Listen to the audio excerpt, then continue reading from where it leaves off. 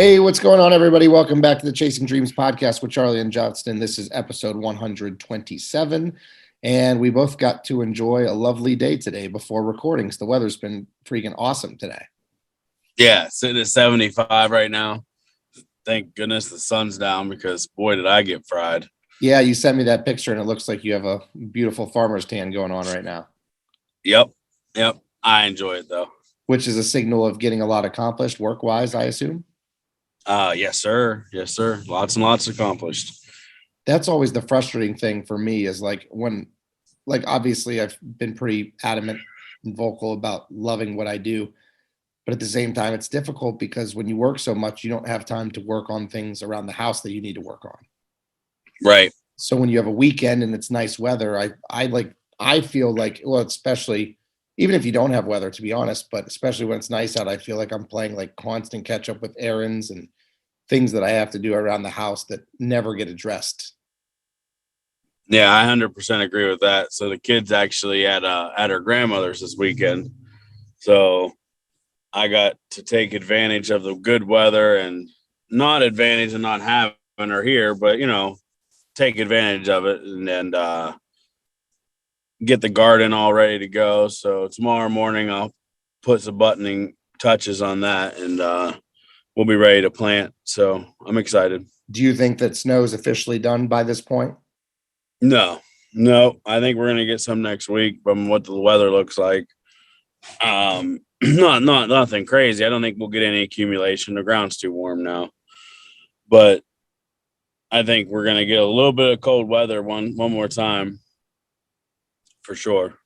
Well, I guess beggars can't be choosers. If it's slowly diminishing, that's all that counts, I guess. Right. I've always wondered, like, if I lived in a climate where there wasn't snow or very, very rarely snow and there was a lot more sunlight, a lot more warmer weather, I always wondered if I would have as deep of appreciation of the warm weather as I do now. Like if you lived in I don't think we would.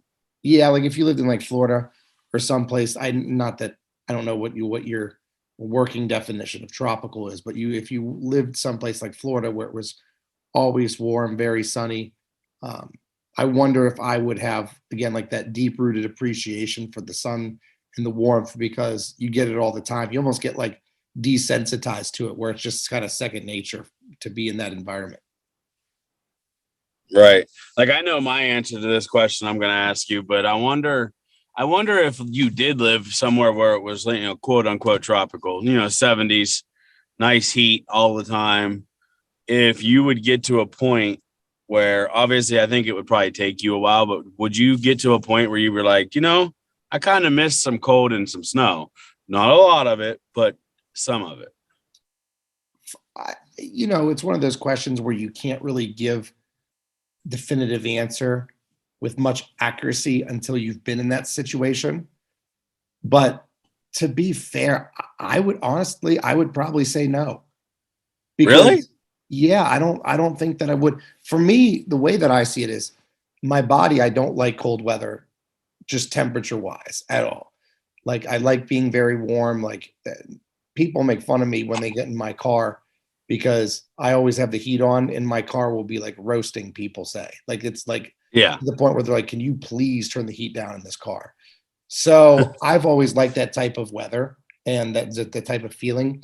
But then when you talk about outside of that, like the actual temperature, and you talk about what snowy conditions can bring, I don't use them for anything leisurely. So I don't ski, I don't snowboard, I don't snowmobile, I don't do anything that I don't go sled riding. So there's really, to be fair, there's really no allure to it. So I really don't think that I would miss it. Now, I think that that's kind of puts you in weather purgatory here. And it may sound like a little bit of a paradox, but I could see myself getting tired of the heat, but that wouldn't necessarily want me to bring on the cold. Like, okay, right. This heat's a little bit overwhelming now that I'm dealing with it every day at 105 degrees at 50% humidity. So I might want it to be a little bit more moderate temperature, but I don't think I would certainly take that over extreme cold. So I guess where my position on it is I think it would take a while, but other than deer hunting and like the winter sports, like you said, I don't ski, I don't snowboard or tube or sled ride. Obviously, as my daughter gets older, I probably will get a little bit into some of that. But I think I would have missed the adversity of it. Like in Ohio, we have like all of the extremes. Mhm. So you get to experience adversity just as you get used to something. The adverse conditions of extreme hot comes, and then just as you get used to that extreme hot, bam, you're getting hit with extreme cold, and it goes from one extreme to another. Like yesterday, it was 50 degrees, but with a really wet, cold rain where I was at. Mhm.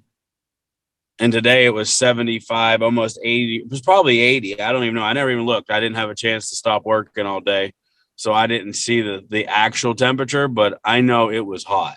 At Like it one was point, the very thermometer on my car said 84. exactly. So we jumped. We had an extreme jump. So like that's adversity because like for me especially, like me and my wife both are feeling a little bit dehydrated today. Now we have had a GI bug for 2 weeks, so that might play a little part to it. But I drink 2 gallons almost of water every single day. I drank almost 4 gallons of water today, and my lips are completely chapped, not chapped, but parched, like dry. Mhm. So it's like adversity, and I kind of enjoy that adversity. You know what I mean? Like I like to have that. Oh, what's the word I'm looking for? Like a different word than adversity, but you know what I mean? Like that it's hard. Like I enjoy the hard. I Yeah, don't know. I don't know. For me, the way that I think about it is in terms of adversity and stuff. I like to be someone who, and I don't know if this might be a misnomer to call it adversity because it's on my own terms, but I like creating my own adversity, like difficult things that I Yeah. do in the gym or difficult things that I create, like scenarios and situations that I put myself in purposefully. Um, Yeah. like one of the things I thought about recently in regards to setting up your own adversity is it's obstacle course race season coming up. So Yeah, it I'm is. looking at the schedule and trying to get those penciled in. And that's obviously very, very difficult. And someone asked me if I wanted to do the one that was in the deep south of West Virginia in the hills again. And my response to them was no, but I'm going to, just because Right. it's an opportunity for me to better myself. And it's very, very difficult. And that would be the understatement of the century. It's insanely challenging. But I don't know if I would really consider that adversity though, because it's on my terms. Well, I believe that true adversity is something that you experience like a hardship or something that's externally difficult, that's externally out of your control as well. Right. But I mean, So I I can don't see know. where you're coming from. I mean, it's outside the normal things that you do. And although you don't want to do it, you're going to make the choice to do it because it's hard. Mhm. So, I mean, I think it counts. I kind of try to I, find balance with that stuff because for me, it's not just finding something that's difficult to do, because I mean, you could literally create anything. I mean, yeah. running up and down my street 100 times is going to be difficult for me to do. But I Right. try to blend things that are difficult with things that are going to give me that feeling of accomplishment or kind of like that rewarding mindset when I'm finished. Yes. So something like these obstacle course races, there's a very, very strong sense of accomplishment when you're finished and almost a little bit of pride. Like I'm proud of myself that I was able to complete that and do that. So I think that Right. it's not just about finding things that are difficult because you can find difficult things to do anywhere you look. But I like to find difficult things that give me into a rewarded mindset, I agree with that. And kind that's of like like an for what, ROI. yeah, that's like for me. So, yeah, exactly. That return on investment. So, um, like at my house, for example, I basically turned my almost 1 acre lot into a homestead. I got a big garden. I have chickens. I plan on having some other farm animals of some sort, and we're going to fence in our whole property. So more for our daughter. So she'll be able to experience that play outside like we did when we were kids. Cause you can't do that anymore unless you have security. Yep. So the wife and I was talking about it, and she's like, we should hire somebody to fence the yard in. And I'm like, no, that's not happening. Is it going to be extraordinarily hard to do? Yep. Because of all the shale and all the holes I got to dig. But that's a return on investment. Like it's sweat equity. I'm excited to do the hard things. Like I'm excited to do that. I'm actually in the process of switching my heat in my house from electric, which is probably the easiest way to heat your house, to wood heat. Interesting.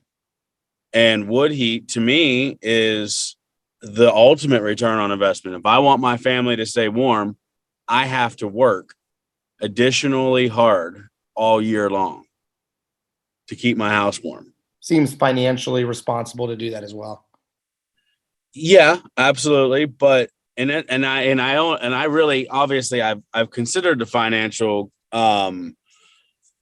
positive to that, but I'm more interested to do it because I get to, I get the days where with my job and being a volunteer firefighter and being an on-call safety professional, there's days where I don't get to go to the gym. Like literally can't. And you've seen it happen several times where it's completely outside of my control. So I can backlog wood splitting for a workout because it is. Anybody that's ever split wood for a couple hours at a time knows that if you're swinging a maul or a heavy sledgehammer for 2 hours, you're working out. Oh, sure. You're getting a solid workout. So I'm backlogging workouts, and it's a return on investment because I'm bettering myself, bettering my family, bettering my financial situation. That's the kinds of things that how I look at it as far as like the ROI. Yeah. All the sweat equity you put into improving your situation, whether it's physical health, mental health, or your beautification of your property, or building a play set for your kids, any of that. If you do that with your bare hands, if you don't feel accomplished from that, there's something wrong.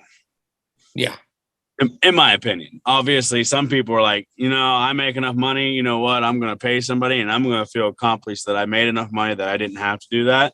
And God bless them. If I could feel like that, I would, but I can't. Yeah. So speaking of overcoming adversity and stuff, you touched on very, very briefly. You said you guys had like a little bit of a GI bug. So why don't we go to a commercial break and then we'll talk more about some training updates and you can kind of get into more detail about that when we come back. How's that sound? Sounds perfect. All right. So let's go to a quick commercial break and we'll talk training updates when we come back. As listeners of the Chasing Dreams podcast, we know that you demand the highest quality at all times. If you're interested in quality, look no further than Beast Mode Baking. Beast Mode Baking aims to bring the highest quality, creative, and of course delicious baked goods to your home with nationwide shipping. All orders need to be pre-ordered to ensure they're packed fresh and shipped out to you as soon as possible. Beast Mode Baking offers a flat rate of $15 for shipping due to the size and weight of the cookies and doughs. So if you're interested in Beast Mode Baking, please contact CEO Shannon Knorr. That's at SKNORR13 on Instagram and order your delicious baked goods today, because every time you support them, you're supporting the podcast as well. And we are back from our commercial break. All right, prior to the break, we talked a lot about adversity, both self-inflicted and spontaneous. And going along the routes of the spontaneous adversity, you mentioned very briefly, and we're going to get into more detail about it, about you and your wife getting sick for the past week. That's never fun. Yeah, it's really been 2 weeks. So it was 2 different bugs. My daughter's in daycare, and I'm sure the listeners out there, there's probably split right down the middle. Some are probably shaking their head no, they don't like daycare, and I'm in that camp. I don't like it. I know that for me, it's the only option. I have a full-time and a half and maybe even almost two full-time hours worth of jobs. My wife's got a full-time job and is a full-time college student. So we have to utilize daycare. And with that comes sickness because kids put everything in their mouth. So about, I don't know, it's been almost 3 weeks ago, my daughter got sick with a respiratory bug of some sort. It started out as croup and then it went away for a while and then it flared back up. Well, when it flared back up, I had probably let my guard down when it went away and she still had it. And she gave me something. Obviously, I don't think adults get croup like kids do, but it knocked me down pretty hard. And I'm actually still have a little lingering effects, honestly, of some kind of almost like when we had COVID a few months ago, where I just have this little clear my throat cough from time to time. But she got over that, and it was like 2 days. She came home and she started throwing up, and she hasn't done that for, gosh, I don't know, 8 months. Because she had reflux real bad when she was little, like a baby, and she grew out of that. So we were really used to her really throwing up all the time. And she just out of nowhere started throwing up again. And we watched it. We kept her hydrated and we, put her on the brat diet for a while. And it just kept getting worse and worse and worse. So we took her to the doctor a couple days in, and they said, no, she's got a stomach virus of some sort. Try not to let her put her hands in your mouth, because she will pass this to you. And lo and behold, she gave it to me. So I actually got to work out last Monday and this Monday before I got both of her illnesses. And Tuesday, I had to stay home with her because we had no other option. She wasn't allowed to go to daycare. So I took a personal day and stayed home with her. And Monday night, I was knocked down like I had the worst flu I've ever had. Ooh, that's not good. I didn't have any of the physical, so I wasn't vomiting, didn't have any, diarrhea or anything like that, but it felt like I did. You know what I mean? Like you had that feeling. And cold sweats, I was achy. So I laid around with her for all day Tuesday and suffered through my day on Wednesday at work. Thursday, I started to feel better, but I still felt kind of off. And if everybody that listens to us knows we have a big group. We have 5 of us now. Yeah. So I did not feel right being right on the back end of being sick, coming to the gym with you guys, breathing in each other's face. I just didn't want to get anybody sick. So I actually took the whole week off. I controlled my diet. I hydrated extremely well. I actually water fasted from Monday through Wednesday evening. Okay. So about 36 hours total. Nothing but water. And I think I did do a little bit of electrolytes, but no, I felt good. I feel good now. Like I said, I worked all day today outside, and got to get my hands dirty, and I really thoroughly enjoyed that. So I'm going to cap off the weekend getting the rest of the stuff done, and I plan to be back in the gym full swing on Monday. And, we've been talking about it for a while, and I'm actually going to be adding in 30 minutes to an hour of cardio a day, probably starting this week. Just walking. I'm going to push the baby in the stroller most of the time, honestly. But just getting some extra additional cardio. I feel like I need it, and it's almost race season. So I got to get kind of tuned up and get some more pounds off before 5Ks come around. So that's where I'm at. Body weight's holding pretty strong. I'm down, 40 pounds from when I got rerouted and restarted here. So we're moving in the right direction. I still feel good. I feel strong. I don't feel like I lost anything in 2 weeks.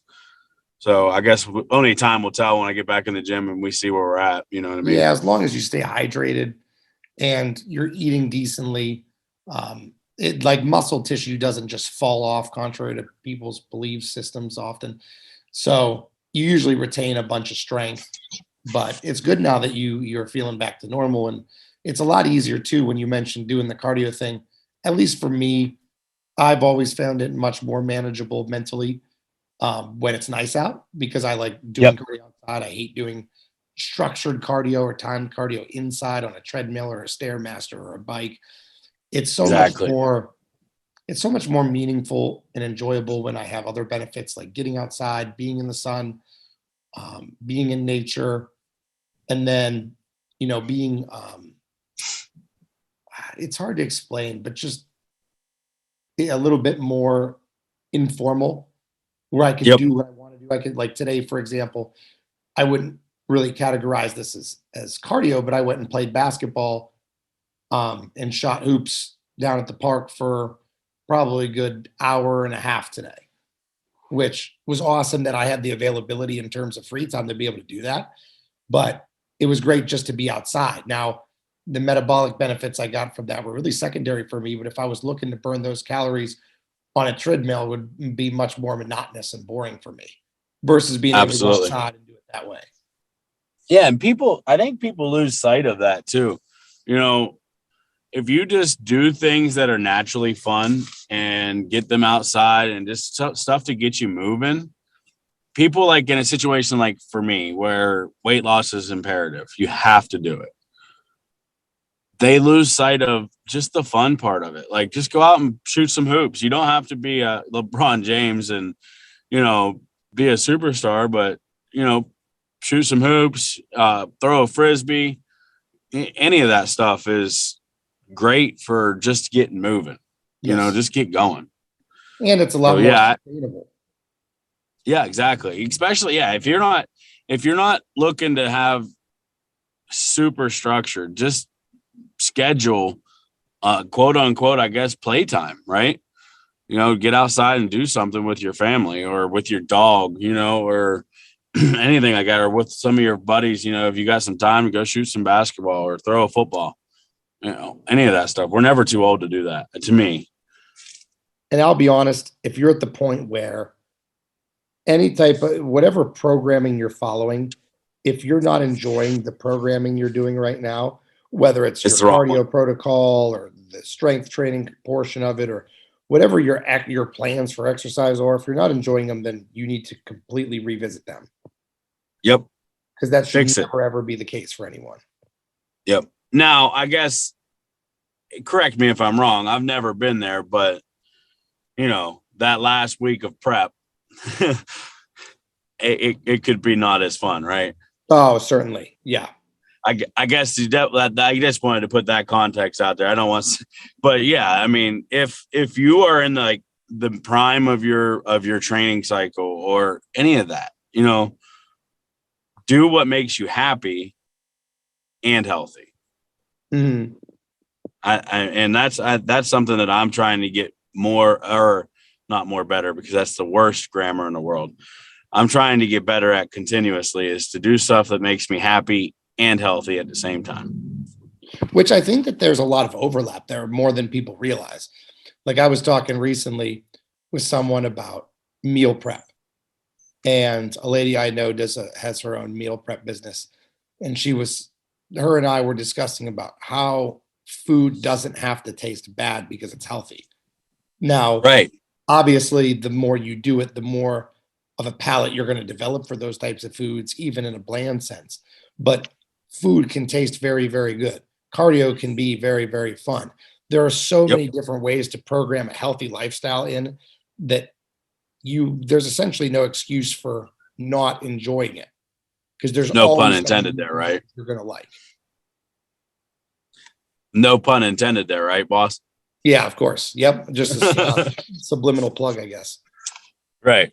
No, you're right. 100%. There is no excuse to not do something because you don't enjoy it, because there's something that everybody enjoys. Yeah. Or can find joy in. Mm-hmm. You know what I mean? Like, I can boldly say that because at 526 pounds, I couldn't hardly walk, but I could find joy in tossing a football with my nephews. I wasn't real good at it because I couldn't run after the ball if I didn't catch it, but I'm, doing that helped me get to the point now where, and I'm not even, to me, I'm not even anywhere close to where I should be, but I'm very not limited anymore. Yeah. So, Well, and like you yeah, said, you could find joy in stuff. So like, I'm sure that when you were at your pinnacle of weight gain and someone mentioned going to the gym or doing cardio, that was probably not something that you would enjoy, but now you found joy in it. right. Exactly. Yeah. So I guess it's almost contradicting to what we both just said about, if you're not enjoying your program, change it. Maybe change your mindset on it too. Oh, Like, that would certainly be number one, if you're capable of it, for sure. right. At least attempt it, attempt to change your mindset on it. So if like the one thing that I hear all the time, right, is I can't diet because I don't like the taste of the food. Mm-hmm. And it's like, yeah, but you love the result from the food.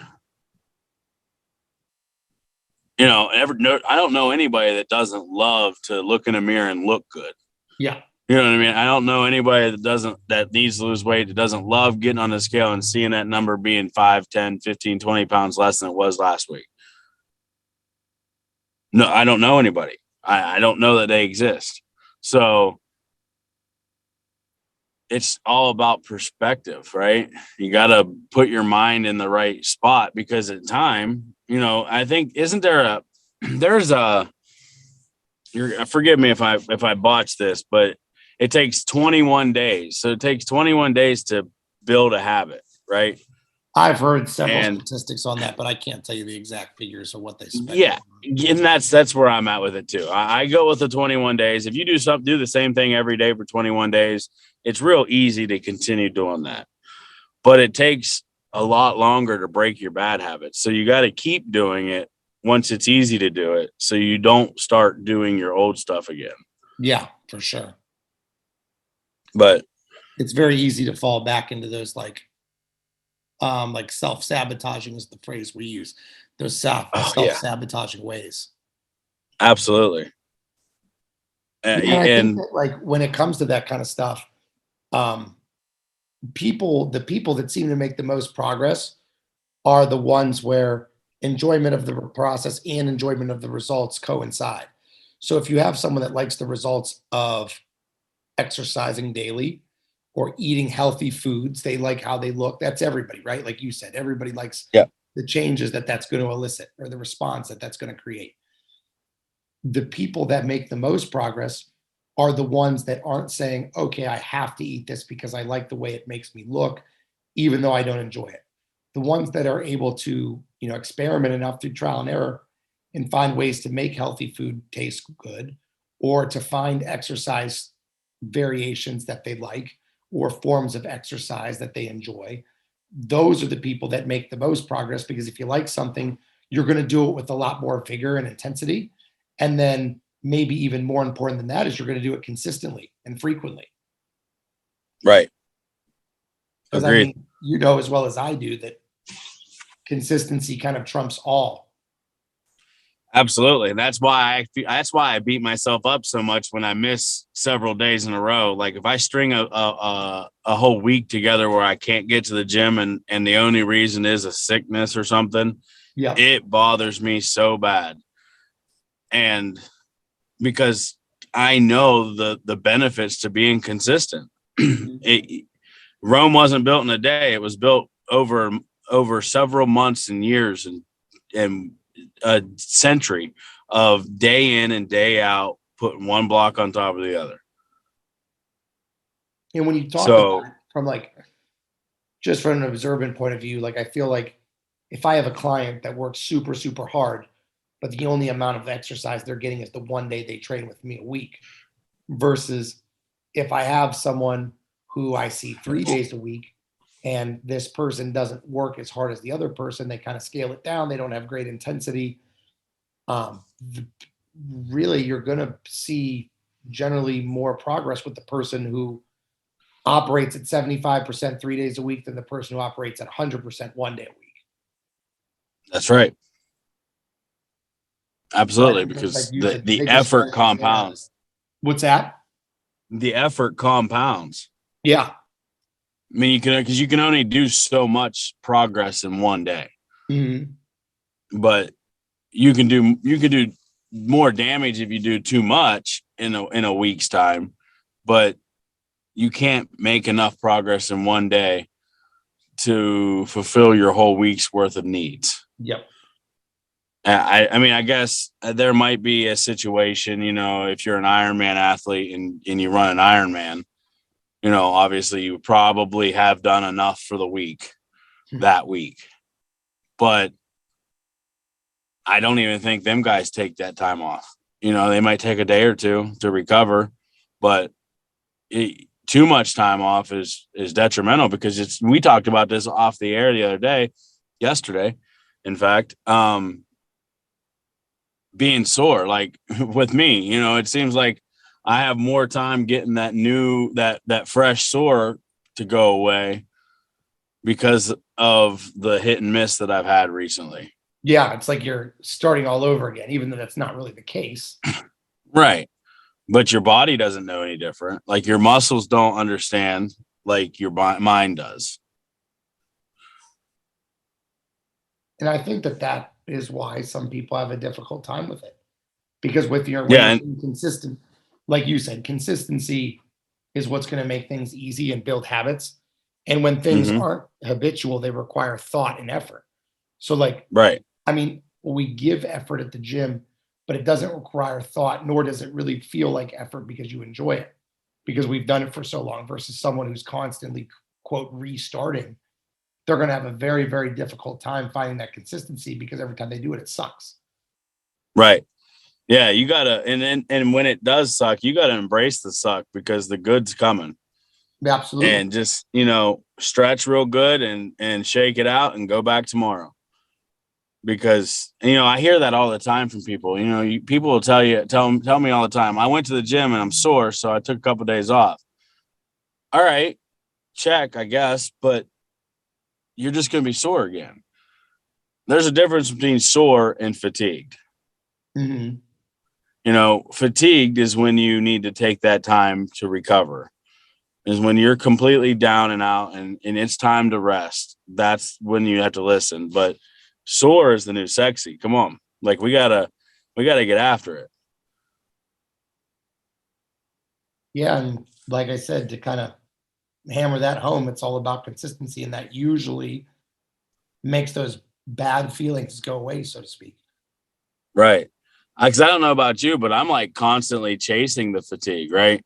Like I like to earn that day off. Yeah, sure. Like Or I the rest want day. yeah, I'm excited whenever I get in there and we have a bad day. And I know that sounds wrong, right? But when you've strung 6 or 7 of them together, and then finally you get that one day where it's time to take a rest day the next day or the following day or whatever, it's like, yeah, that's a like accomplished. It's like, I don't know, and I always have a smile on my face when that happens because it's like, all right, now it's worth it. Yeah. It's like you spoke about earlier, the feeling of accomplishment Yes, just makes it absolutely. so much more worth it in the end, I think. I agree with that. Accomplishment to me, and it can be so many different things. If your passion is having a really nice manicured yard, when you walk out of your house with your morning cup of coffee and you're on your way to work and you back out of your driveway and your lights scan over your yard and you see your flowers and the fresh lines in your yard, that's accomplishment. Yep. Or when you walk into the bathroom at the gym and your shirt is completely soaking with sweat and you're like, that's accomplishment. Or your kid screams down the hall for you, she's ready to get out of bed, and you go down there and she's got a big beaming smile on her face, and that's what you live for. That's accomplishment. Yeah. So I guess it's just a matter of what your realm is, but find something to feel accomplished for and then chase the heck out of it. I love it, man. And I think that's probably a pretty good place to wrap it up for the night then. I agree. I agree. That was a good spot. Just do your thing and be happy. There it is. All right. So with that, we have come to the end of another episode of the Chasing Dreams podcast with Charlie and Justin. This is episode 127. As always, we appreciate your listenership and we look forward to hearing back from you guys next week. Unbreakable, unstoppable, I'm pushed to the